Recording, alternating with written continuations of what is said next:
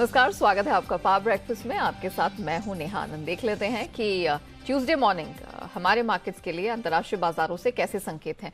तो हम कह सकते हैं कि बहुत ज्यादा तगड़े या बहुत ज्यादा खराब संकेत ऐसे नहीं दिखाई दे रहे हैं। एसजीएक्स निफ्टी से अगर शुरुआत करें तो 31 अंकों की स्ट्रेंथ के साथ हमने इसमें कारोबार होते हुए देखा। आज शुरुआत थोड़ी सी स्ट्रेंथ के साथ हमने बनती हुई देखी। अब आगे जाके ये बिल्टअप होती है कि नहीं, इस पर नजर रहेगी। 15,875 के पास हो रहा है कारोबार। डाउ नैस्डैक फ्यूचर्स की बात करें, स्ट्रेंथ हमने यहां पर भी बनते हुए देखी है। डाउ फ्यूचर्स प्रिसाइजली 60 अंक ऊपर है और नैस्डैक फ्यूचर्स की बात करें तो 52-53 अंकों की स्ट्रेंथ यहां पर नजर आ रही है। एशियन मार्केट्स में भी हम देख रहे हैं कोई बहुत तीव्र गति से तो कारोबार नहीं हो रहा है, लेकिन अधिकतर मार्केट्स जो अब तक खुले हैं, निके इंक्लूडेड, 48 अंकों की स्ट्रेंथ वहां पर नजर आ रही है। और कमोडिटी मार्केट की बात करें तो जबरदस्त उछाल बीते सत्र में ही दिखा था और आज भी हम देख रहे हैं कि कहीं ना कहीं वो स्ट्रेंथ कैरी फॉरवर्ड होते हुए दिख रही है। मैं कच्चे तेल की बात करी हूँ, $115 पर ब्रेंट चला गया है और $114 के पास WTI क्रूड भी है। सोने में भी हम देखें तो $1,800 के ऊपर ही स्ट्रेंथ टू स्ट्रेंथ कारोबार होता हुआ दिख रहा है। तो क्या कुछ हुआ है बीते सत्र में, आज क्या एक मजबूती का सेशन रहेगा और आज के इंटरनेशनल मार्केट के ट्रिगर्स को कैसे समझें, सब कुछ बताने के लिए मेरे सहयोगी दीपांशु मेरे साथ स्टूडियो में जुड़ चुके हैं। Deepanshu, good morning. कैसे देखें आज के संकेतों को? कुछ ऐसी कोई बड़ी खबर तो निकल के आई नहीं है जो मूड खराब करे या मूड को उछाले। खराब क्यों हुआ है मूड, यही समझने की कोशिश करें कल शाम को, क्योंकि अमेरिकी बाजार, जब हमारे बाजार बंद हुए थे तो ठीक है, डाउ फ्यूचर्स थोड़ा उतार चढ़ाव वाला ट्रेड कर रहा था, बट ऐसे मूव आपको नहीं दिख रहे थे। बाकी भी संकेत ग्लोबल मार्केट्स के ठीक ही थे, पर कल शाम को थोड़ा आपने एक तरह से कह सकते हैं डिसअपॉइंटिंग एक्शन देखा आते हुए, और इसलिए इस समय के संकेत जो हैं ग्लोबल मार्केट्स के थोड़े मिले जुले हैं। अच्छी बात है कि एटलीस्ट अमेरिकी फ्यूचर्स संभले हुए दिख रहे हैं, बट कल हमने देखा कि ऊंचाई से काफी तेजी से अमेरिकी बाजारों में आपने गिरावट आती दिखी। फर्स्ट हाफ जो था दिन का वो काफी एक्टिव रहा, बट सेकंड हाफ में आपने दोबारा सेलिंग प्रेशर आते हुए देखा, सिमिलर टू जो हमारे बाजारों में पिछले कुछ दिनों का ट्रेंड बना हुआ है। हालांकि कल हमारे बाजार में ये ट्रेंड थोड़ा ब्रेक जरूर किया था। 600 अंकों की रेंज में डाउ में आपने कारोबार देखा और सेकेंड हाफ में गिरावट आती हुई दिखी। दिन की ऊंचाई से लगभग 300 अंक फिसलकर डाउ मामूली बढ़त के साथ ही बंद हुआ। उसके सामने हमने S&P 500 एक पॉइंट पर 0.5% ऊपर था, उसके सामने 1% नीचे बंद हुआ और ज्यादा बिकवाली एक बार फिर से IT शेयर से ही आई, जहां पर हमने देखा कि नैस्डैक पर आपने करीब 1.25% की गिरावट देखी है। ट्विटर का शेयर यहां पर 8% की गिरावट आई, क्योंकि अब मस्क साहब जो ऑलरेडी ट्विटर की डील को कह रहे हैं अभी के लिए होल्ड पर है, कुछ एनालिसिस चल रही है, ड्यू डिलिजेंस कर रहे हैं उस पर। वो कह रहे हैं कि शायद जो करंट ऑफर है उसको घटाने की जरूरत है और 20% तक का नीचे का ऑफर आ सकता है, तो वहां से हमने एक इंपैक्ट जरूर आते हुए देखा। इसके अलावा बॉन्ड यील्ड में कल गिरावट हुई, 2.9% के नीचे बॉन्ड यील्ड आई। तो ये सरप्राइजिंग है कि बॉन्ड यील्ड कल फिसली है, बट IT शेयर्स में आपने गिरावट बनती हुई देखी। बॉन्ड यील्ड के गिरने से हमने देखा कि थोड़ा बैंक शेयर्स पर भी आपने एक वीकनेस देखी है। आज अप्रैल महीने के रिटेल बिक्री के आंकड़े आने वाले हैं, तो वहां पर आपको नजर रखनी पड़ेगी। काफी इंपॉर्टेंट डेटा रहता है दिखाने के लिए कि इन्फ्लेशन का एग्जैक्टली यूएस के कंजम्पशन पर कैसा इंपैक्ट बन रहा है, तो वहां पर निवेशकों का फोकस जरूर होगा। और साथ ही वॉलमार्ट और होम डिपो जैसे दिग्गज रिटेल कंपनीज के नतीजे भी आएंगे, तो वहां पर भी हमें रखनी पड़ेगी नजर। यूरोप की बात करें तो थोड़ा मिला जुला कारोबार यहां पर भी आपने होते देखा, कुछ बड़ा एक्शन नहीं था। बड़ा एक्शन कल नेहा आया है कच्चे तेल में। $114 पर आपको ब्रेंट आते हुए देखा है, 2 से 3% का उछाल ब्रेंट WTI दोनों में आते हुए देखा है। एक तो ये जो फिनलैंड और स्वीडन के नेटो ज्वाइन करने की बात आ रही है, उस पर रशिया कैसे रिस्पॉन्ड करेगा। मोर इंपॉर्टेंटली चीन अब अनलॉकिंग के लिए तैयार हो रहा है। शंघाई के कई क्षेत्रों में आप रेस्ट्रिक्शंस हटते हुए देख रहे हैं और अगले महीने की शुरुआत से अनुमान लगाया जा रहा है कि पूरी तरह से इनका रेस्ट्रिक्शंस हटाने का प्लान है। तो वहां की रिकवरी से मांग के बढ़ने का जो अनुमान है, उसकी वजह से हमने तेल और साथ ही बेस मेटल्स में भी कल बड़ी खरीदारी बनती हुई देखी है। इसके अलावा सोना ये भी निचले स्तरों से रिबाउंड करते हुए दिखा है, तो वहां पर आपने एक्शन जरूर देखा है। 4 महीने के निचले स्तर से सोना रिबाउंड किया है। वहीं अगर आप देखें डॉलर इंडेक्स ये अपनी 20 साल की ऊंचाई से नीचे है। तो ओवरऑल अगर आप संकेत देखेंगे आज सुबह के तो ठीक ठाक है, खराब नहीं है, पर हाँ जिस तरह से कल शाम अमेरिकी बाजारों की शुरुआत हुई थी, उसके बाद गेन्स डेफिनेटली गिव अप करके बाजार बंद हुए, तो वो एक फैक्टर है जहां पर आपको रखनी पड़ेगी नजर। चलिए दीपांशु, बहुत शुक्रिया आपका हमारे साथ जुड़ने के लिए, बताने के लिए कि इक्विटी और कमोडिटी स्पेस में कहाँ कहाँ एक्शन रहा है और किन कारणों से वो एक्शन देखने को मिला है। चलिए इससे पहले हम आगे बढ़े, देख लेते कि कल संस्थागत निवेशकों की तरफ से प्रदर्शन कैसा रहा है। तो एक बार फिर से FIIs की तो बिकवाली थमने का नाम नहीं ले रही है। कैश स्पेस में 1790 करोड़ के आसपास की बिकवाली हमने सोमवार को विदेशी संस्थागत निवेशकों की तरफ से बनते हुए देखी। अच्छी बात यह है कि डीआईआईज ने अपनी खरीदारी बरकरार रखी है, 1428 करोड़ के पास की खरीद दिखी है और एफएनओ स्पेस में एफआईआईज ने अपना आप कह सकते हैं कॉन्फिडेंस कायम रखा है। 1630 करोड़ के आसपास की खरीद हमने यहां पर भी बनते हुए देखी है। तो जिस तरह के संकेत मिलते दिख रहे हैं, जो कि खराब बिल्कुल भी नहीं है, ऐसे ग्लोबल संकेतों के बीच में हमारे मार्केट में आपको क्या रणनीति अपनानी है, कौन सी ट्रेडिंग रेंज पकड़ के चलनी है, इस सब पर बात करने के लिए जी बिजनेस के मैनेजिंग एडिटर अनिल सिंह भी हमारे साथ जुड़ चुके हैं।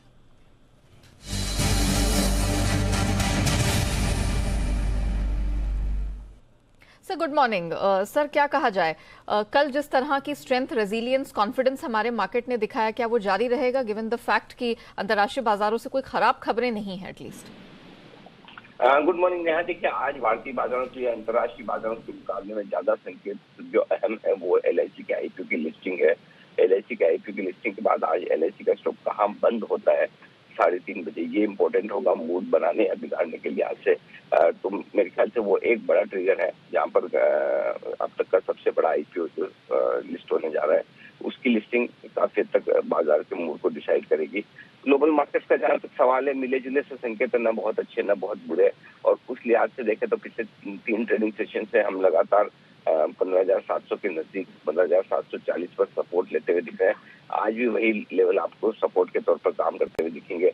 उसके नीचे जाने के बाद ही फ्रेश कमजोरी होती हुई दिखेगी। तो मेरा ये समझना है, निफ्टी पर लेवल के हिसाब से अगर आप देखें तो 15,740 15,800 आपके लिए सपोर्ट का काम करेगा दिन के लिए, और ऊपरी स्तरों पर 15,975 16,075 ये 100 पॉइंट की रेंज होगी जहां पर आपको सप्लाई आने की उम्मीद रहेगी। बैंक निफ्टी का जहां तक सवाल है 33,000 33,125 ये आपके लिए सपोर्ट के तौर पर काम करेगा, और ऊपरी स्तरों पर 33,900 से लेकर 34,150 की रेंज बैंक निफ्टी पर है, यहाँ आप सप्लाई आने की उम्मीद कर सकते हैं। ओवरऑल अगर आप देखें तो दोनों तरफ के ट्रेडिंग के मौके बन सकते हैं। शुरुआत होने के बाद अगर बाजार पहले ऊपर की तरफ जाए तो 15,975 16,075 ये अच्छी रेंज है जहाँ पर हल्की फुल्की प्रॉफिट बुकिंग करके वापस नीचे का इंतजार करें।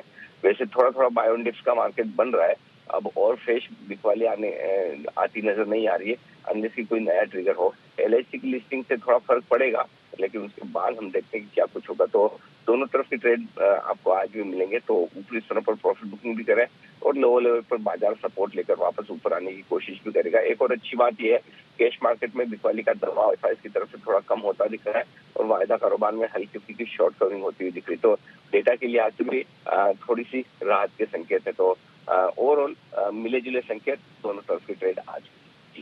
Thank you so much sir हमारे साथ जुड़ने के लिए, बताने के लिए कि आज दर्शकों को क्या करना चाहिए। तो दोनों तरफ के ट्रेड्स का मौका मिलेगा।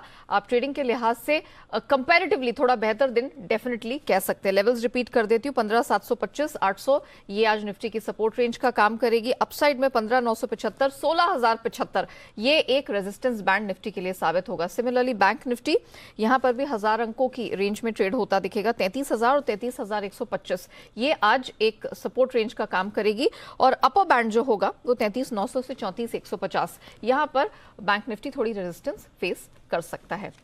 चलिए अब आगे बढ़ते हैं और आपको एक महत्वपूर्ण खबर बताते हैं। दरअसल टेक्सटाइल इंडस्ट्री को राहत देने के लिए आज कपड़ा मंत्री textile minister Piyush Goyal textile उद्योग के प्रतिनिधियों से बातचीत करेंगे।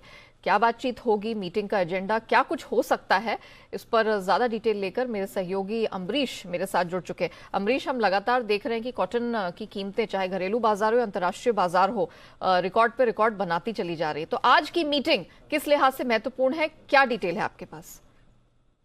देखिए नेहा, आज की बैठक से एक उम्मीद जरूर इंडस्ट्री को होगी, क्योंकि आज की बैठक में प्रतिनिधियों से साफ साफ कहा गया कि आपके क्या प्रस्ताव हैं वो लेकर आइए। अभी तक सरकार ने जो एक्सपोर्ट घटाने या इंपोर्ट ड्यूटी को वेव ऑफ करने की जो प्रक्रिया की थी, उसका बहुत ज्यादा लाभ देखने को नहीं मिला है। और ऐसे में जो प्रतिनिधियों से हमारी बातचीत हुई तो उन्होंने ये कहा है कि गारमेंट इंडस्ट्री ये चाहती है कि एक्सपोर्ट पर तत्काल प्रभाव से पूरी तरीके से बैन लगा दिया जाए। इसके अलावा सरकार अपनी तरफ से जो सेस घटाने का प्रस्ताव जो उसने वित्त मंत्रालय को दिया था, उस पर भी रिविजिट आज करेगी।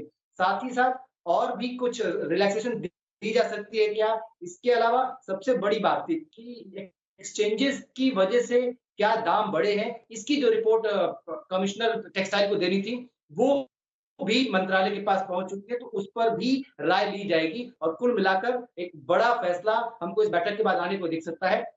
जो भी इस बैठक का आउटकम होगा उसके बाद वित्त मंत्रालय से डिस्कशन होगा टेक्सटाइल मिनिस्टर का, और उसके बाद कुछ इंपॉर्टेंट डिसीजन लिए जा सकते हैं। आज की बैठक का अगर हम एजेंडे की बात करते हैं तो स्पष्ट रूप से सेस घटाने को लेकर विचार किया जाएगा। इसके अलावा कॉटन एक्सपोर्ट को बैन किए जाने पर विचार किया जाएगा। इसके अलावा एमसीएक्स जैसे एक्सचेंजेस जहां पर की कॉटन या इस तरह की ट्रेडिंग होती है, उनकी वजह से क्या दाम बढ़े हैं या उनकी वजह से होर्डिंग बढ़ने के कारण दाम बढ़े हैं, इस रिपोर्ट पर भी आज चर्चा होकर फैसला लिया जाएगा। तो ये 3 मुख्य एजेंडे हैं। अगर हम कॉटन की कीमतों को देखते हैं तो सिर्फ 2022 में ही लगभग 40% का कॉटन के दाम बढ़ गए हैं और एक कॉटन कैंडी का कीमत जो है 1 लाख रुपए से भी ऊपर पहुंच गई है। तो कुल आज की बैठक से उस तरफ कीमतों को कम करने, इनपुट कॉस्ट को घटाने की दिशा में कुछ विशेष कदम लिए जाने पर उम्मीद बनाई जा सकती है। Okay Ambarish, thank you so much हमारे साथ जुड़ने के लिए। तो ये एक महत्वपूर्ण खबर रहेगी, 1 बजे होनी है मीटिंग, इस पर हमारी नजर डेफिनेटली बनी रहेगी। लेकिन खबरों के दम पर और कहां एक्शन देखने को मिल सकता है,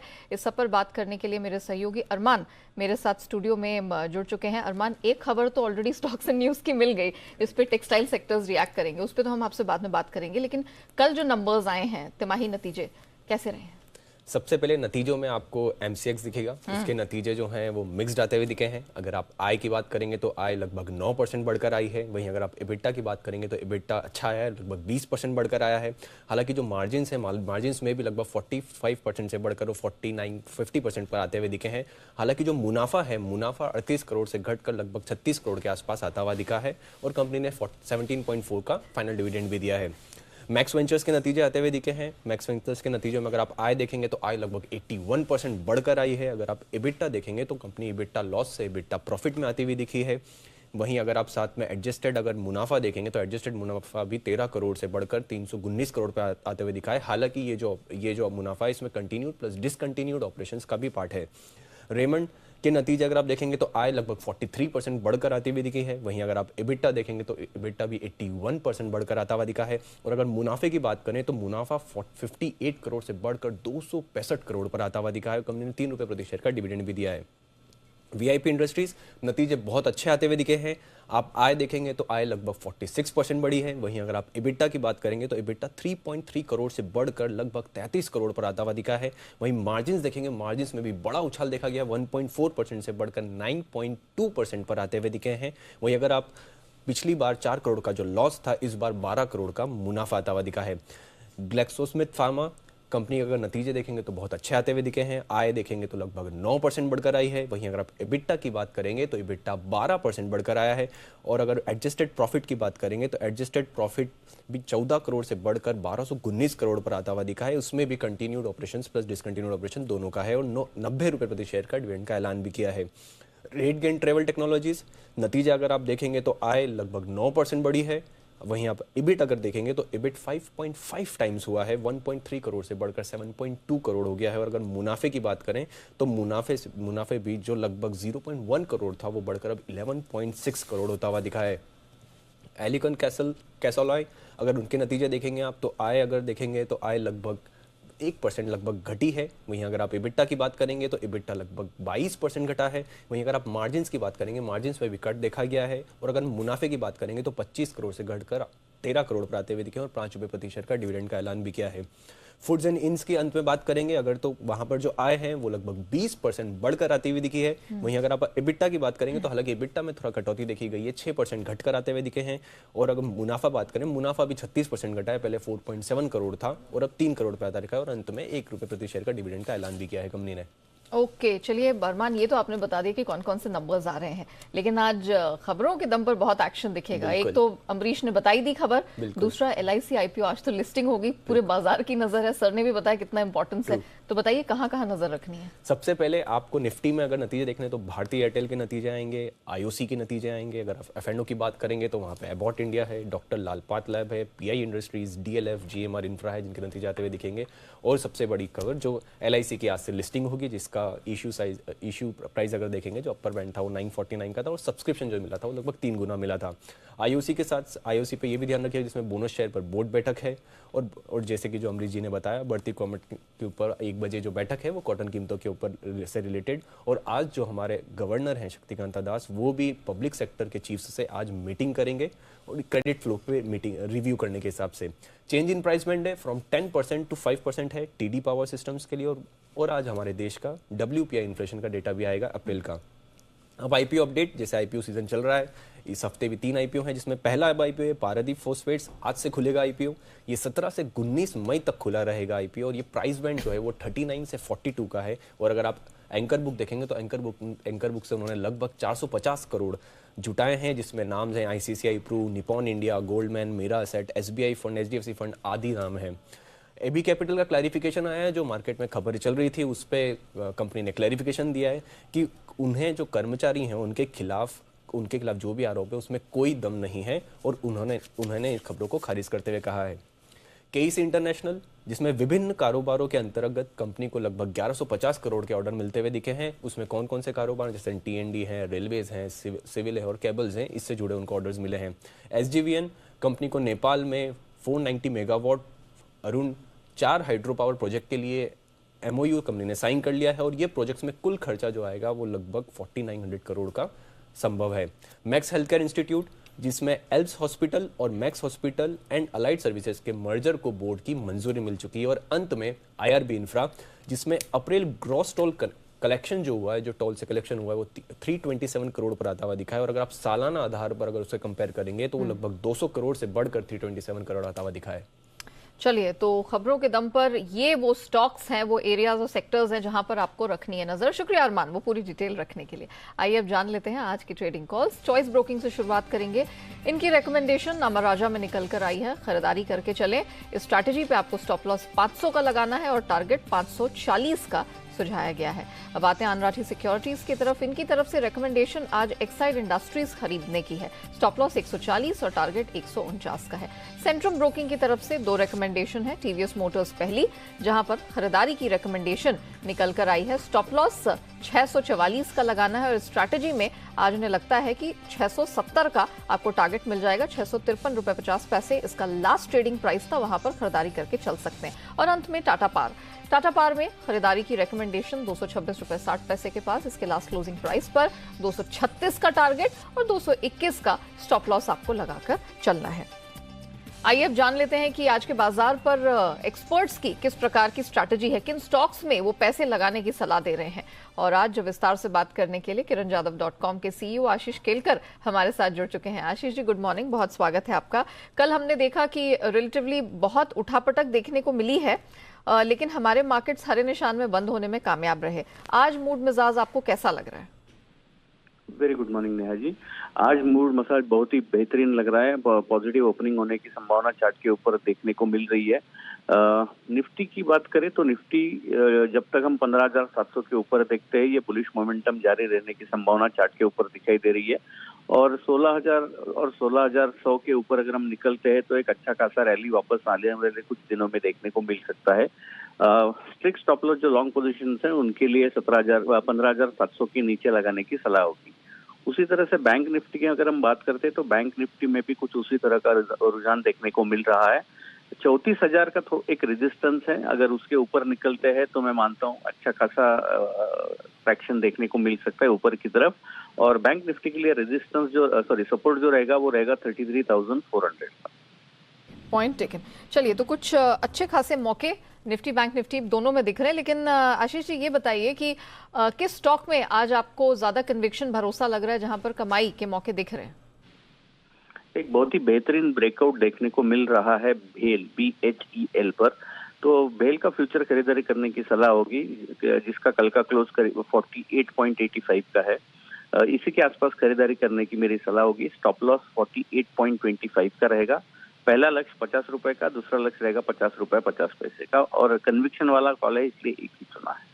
ओके आशीष जी, थोड़ा सेक्टोरली मैं आपका व्यू जानना चाह रही थी। निफ्टी आईटी कल दिन भर ये पस्त रहा और निफ्टी आईटी की क्लोजिंग भी हमने 0.5% नीचे देखी है। आज यहाँ पर किस तरह के कमाई के मौके दिख रहे हैं, या ये कम्प्लीटली अवॉइड रहेगा? मेरे ख्याल से थोड़ा अवॉइड ही रखना चाहिए, क्योंकि जो दिग्गज स्टॉक्स है जैसे कि इन्फी वगैरह है तो उसमें थोड़ी गिरावट एंड में भी आती हुई हमने देखी थी।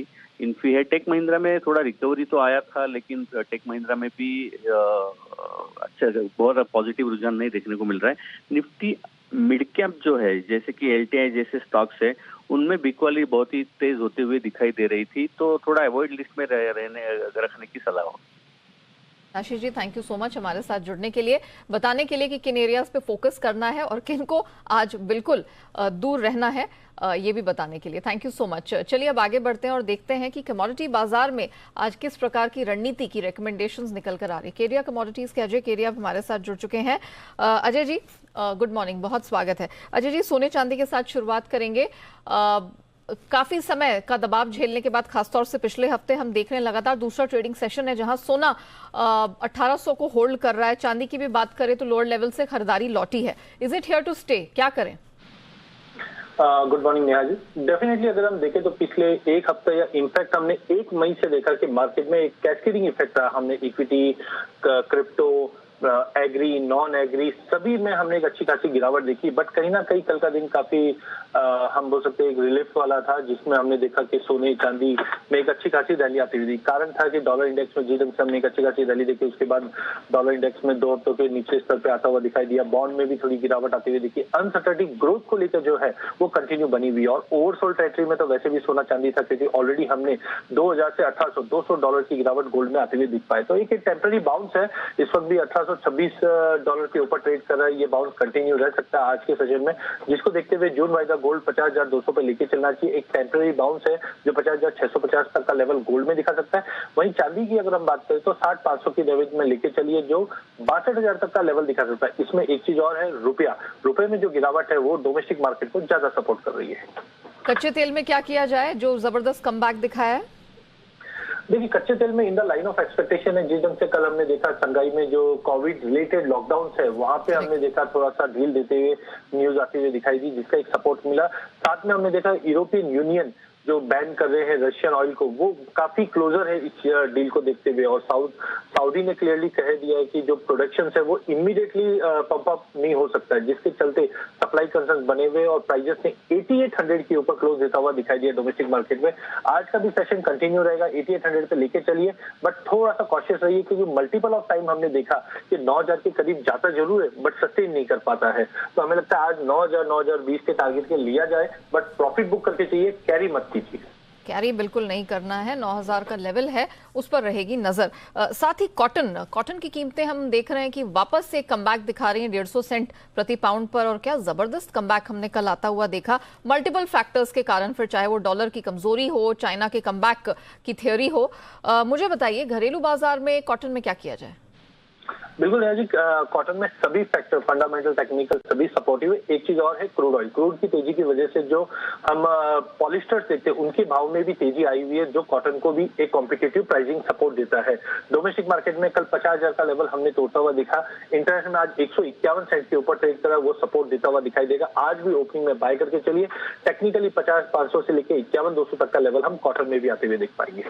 ठीक है Ajay ji, thank you so much हमारे साथ जुड़ने के लिए, बताने के लिए कि न सिर्फ नॉन एग्री स्पेस में बल्कि एग्री स्पेस में भी आज आपको नजर रखनी है, खासा एक्शन वहां पर भी देखने को मिलेगा। आइए अब बात करते हैं FIR यानी FII इन्वेस्टमेंट रिपोर्ट की। देखते हैं किन शेयरों पर FII ब्रोकरेज ने दर्ज की है FIR। शुरुआत भारत फोर्ज से करेंगे, क्योंकि यहां से ब्रोकरेजेस की तरफ से मल्टीपल रिकमेंडेशंस है। सबसे पहले मॉर्गन स्टैनली ओवरवेट का स्टैंस बरकरार है, टारगेट 1025 का। सिटी ने बिकवाली की रिकमेंडेशन बरकरार रखी है, 670 का टारगेट। जेफरीज ने अपना आउटलुक डाउनग्रेड किया है, बाय से अंडर परफॉर्म किया है और टारगेट भी इन्होंने घटाया 825 से 540 के। नोमुरा इन्होंने बाय की पोजीशन मेंटेन रखी है, टारगेट थोड़ा सा घटाया 1006 से 838 कर दिया है। अब बात एस्कॉर्ट्स की, जिस पर ब्रोकरेजेस की रिकमेंडेशन है आपके सामने। मैक्वारी न्यूट्रल का स्टैंस बरकरार है, टारगेट 80 रुपए से घटाया है, 1701 के पास है। क्रेडिट स्विस अंडर परफॉर्म का स्टैंस बरकरार, 1470 का टारगेट। हिंडाल्को पर जेपी मॉर्गन ने अपने स्टैंस को बढ़ाया है, न्यूट्रल से ओवरवेट किया है, टारगेट 600 का है। टाइटन पर सिटी की रिकमेंडेशन बाय की है, मेंटेन बाय पोजीशन, टारगेट 2890 का है। मैक्वेरी टाइटन पर आउट परफॉर्म का स्टैंस बरकरार रखे हुए हैं, टारगेट थोड़ा सा घटाया है, 100 रुपए से 3100 कर दिया है।